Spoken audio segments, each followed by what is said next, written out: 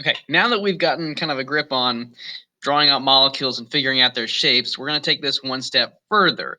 Um, the shape of a molecule can tell us quite a bit about how it will play nice with others, or how it will attract and repel things, how it will orient itself in reactions, and exchanging bonds with other things.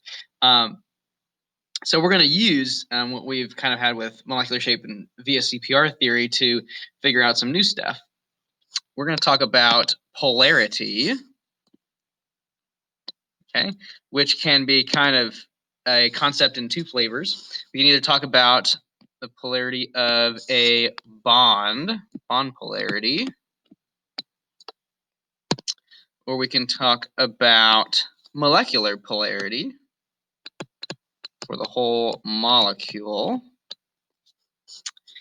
Okay, but in either case, polarity just means something about the electron cloud is now a little uneven. It's a little lopsided. We say covalent bonding is all about sharing electrons, but that doesn't mean that every atom has to be fair about how it shares them.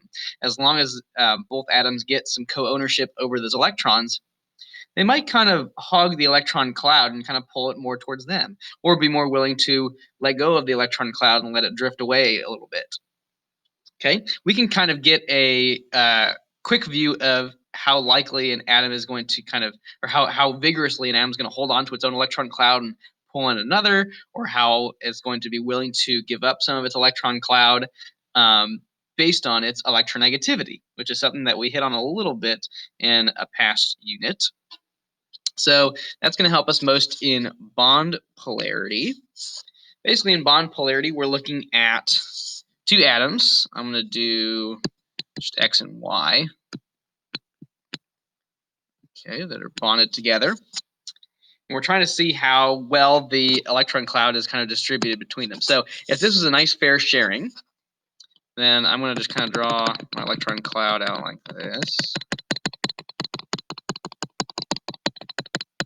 So it's pretty even and symmetrical across here. Whoop.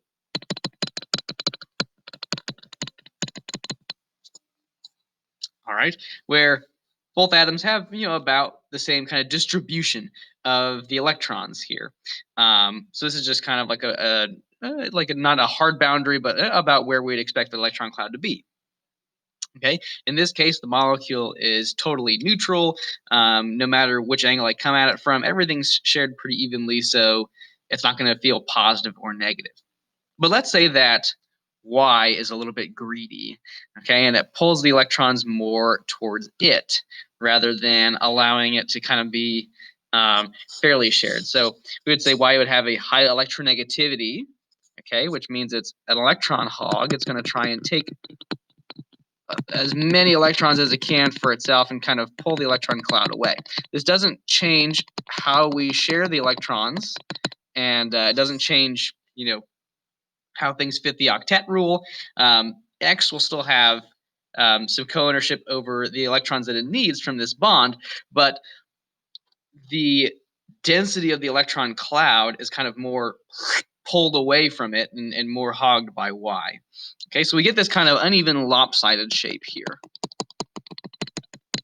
Okay, what that means is all that negative charge from the electron cloud is no longer kind of evenly distributed across the whole bond. Okay, instead we have kind of more negative charge over here by Y and a little more positive charge over here by X.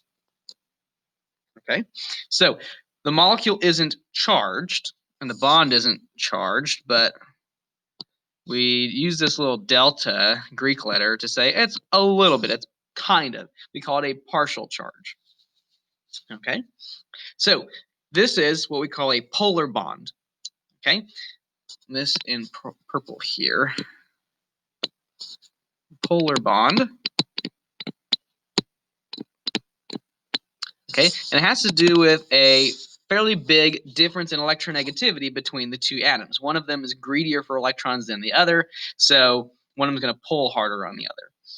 That means that if you have two atoms that have very high electronegativities, but they're very close in electronegativity, we can still get a nonpolar bond, because even though they're each fighting and really gripping and holding on to those electrons, they're going to be fairly evenly shared. So polar bond, big electronegativity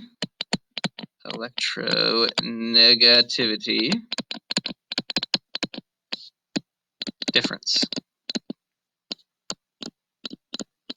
Okay, and from here on out, I'm going to shorten electronegativity to En, so I don't have to keep writing it out the whole way. Okay, now a molecule as a whole can also be polar, okay, for similar reasons. But in this case, we worry less about the individual electronegativity differences between atoms, and we look more at the molecule as a whole, okay, and how the electron cloud is either symmetrical or it's lopsided. So for molecular polarity, we have a polar molecule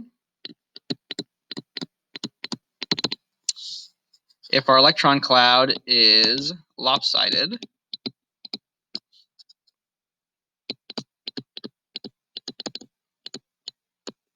And we get this mainly through two different ways. One way is having lone electron pairs.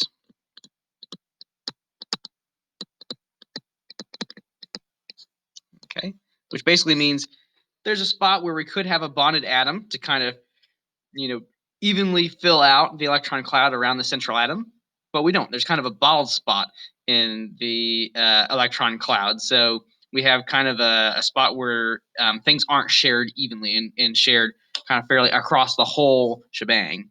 Okay. The other thing is if we have atoms, actually, here, let me write it like this. Different atoms. We have different atoms around the center, different surrounding atoms. Different surrounding atoms. Okay, so if I have something like BrCl5, if all 5 of these things around the Br are going to be the same element, then they're all going to share pretty evenly, compared to each other. So that's going to be pretty symmetrical. But if there's a lone pair of electrons in there that's left not bonded to an atom, then that can cause the molecule to be polar. Okay, and another case, maybe like CH4, where I end up with no electron pairs left over. They're all taken up for bonds. Okay, and all the things around my center atom are hydrogens. That's going to be a pretty even distribution. So that would be a nonpolar molecule, as compared to a polar molecule. So you can think of this kind of like a tug of war between the electrons of atoms and seeing which one wins. Okay, in the case of bond polarity, again, we are worried about having a big difference in electronegativity between two atoms. Okay, and at the bottom of this document, I have kind of a chart that says where we kind of split this off at. In terms of molecular polarity, what makes a molecule polar is having either a lone electron pair or more than one electron pair kind of hanging on their own, or having different surrounding atoms. So having H's and I's, or having F's and I's around the center or something like that. Cl's and H's. I don't remember if I already said that one. I don't think I did. Okay. So that's the basics. If we go down to the very bottom here, past all the examples we're going to do. Okay, this is for determining how polar a bond is. This is bond polarity up here.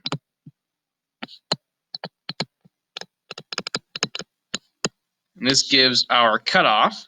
So a nonpolar covalent bond has a difference in electronegativity of 0 to right before 0.5. So up before that point, you have just a small difference in electronegativity, not big enough to really make the electron cloud lopsided and kind of partially charged on one side or another. So we call that nonpolar covalent. Okay, so if you take the electronegativity value of one element and subtract it from the other, see where it lands, and if it lands between 0 and 0.5, then it's a nonpolar covalent bond. Okay, if we do this and we get somewhere between 0.5 and 2.1, that would be a polar covalent bond. Okay, and if we go one step further and get something above 2.1, that's an ionic bond. It's not even really covalent. There's such an uneven sharing, and one atom is so greedy for electrons, it's not even really sharing them, it's just pulling the electrons straight off. So there isn't a huge difference between whether a bond is whether a bond is covalent or ionic. It's just a matter of how greedy are these atoms for these electrons. Okay, so if you land right on 0.5, we're going to count that as polar covalent. If you land right on 2.1, we're going to count that as ionic. Okay, and this again only works for bond polarity. For molecular polarity, we're just looking for lone pairs of electrons and different elements around your center atom.